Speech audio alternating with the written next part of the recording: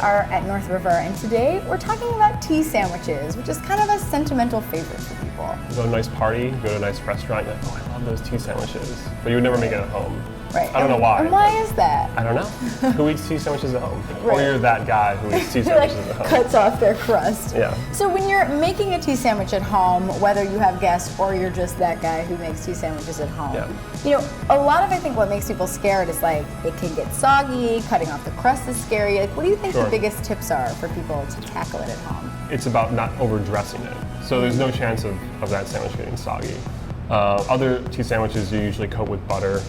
Right. Like the cucumber with butter, which again is awesome. But and when you're cutting crusts, because I mean this is like the major issue for the tea sandwich. Yes. Do you use a serrated knife? Do you use a straight knife? Like, how do you make sure you're doing it so that it comes out straight and perfect? Sure, it's very important not to use a serrated knife. You have to have a really sharp, straight blade. Serrated knife tears as you cut, so just use a very sharp, straight knife, and you'll be able to cut through the sandwich without putting any pressure on the sandwich, which is the whole, if you pressure a sandwich, it all comes out. It just smashes out. It ruins everything. You can also get a lot more filling if you use the straight knife, because if you have to like push it down and then cut through it, you're gonna just smash all your filling out. So you should cut off a small amount of filling when you're cutting the crust off. Your crust. Absolutely, you get that beautiful, smooth, completely filled side. Looks professional. Looks professional. And then let's talk about bread, because I mean white bread, you know, you can have like the Wonder Bread that might soak up too much moisture. You could try and have like a fancy bread that doesn't look right. Like, what is the sweet spot of bread for tea sandwich? Well, we tried making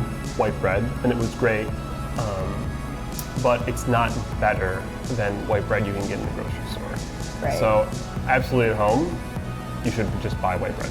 It's fantastic. It has to look perfect. It has to be pristine. So what amazing tea sandwich are we making today?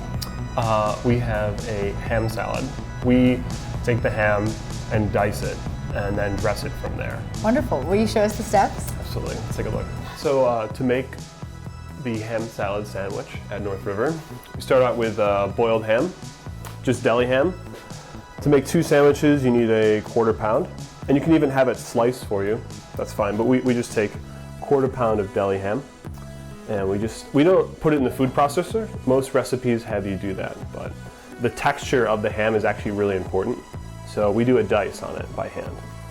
And you just want to take thin slices, basically making planks here. Then you're going to cut them the other way into batons. So we take it a little bit finer, so it's closer to what people are expecting. And this doesn't have to be perfect. It's really easy and quick. The food processor is nice, but we want that nice texture. So just throw that into your bowl. So you just do the same thing to the cornichons or gherkins. I'm gonna do 4. If you like it really pickly, you can do a bunch. You can put these on at the end as well. But these gherkins are just acidic.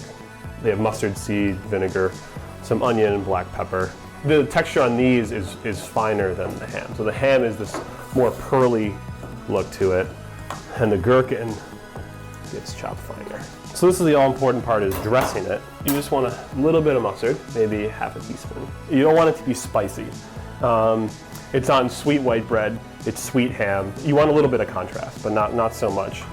It's about 2 tablespoons of mayo, and you just want to check the consistency. It depends how wet your ham is, but basically you're looking for it to be just bound together, but not like too juicy.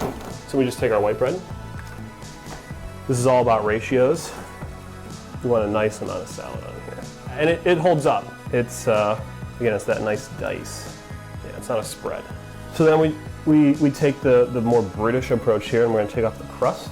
And again, with this salad, if you don't cut it nice, it's all over, because it goes right through. And when it cuts, you see that the sandwich doesn't press down.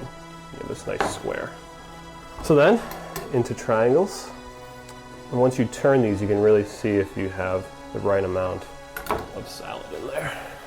4 triangles, kind of Britishy, but still very much North River. Thanks for watching. This is the ham salad at North River.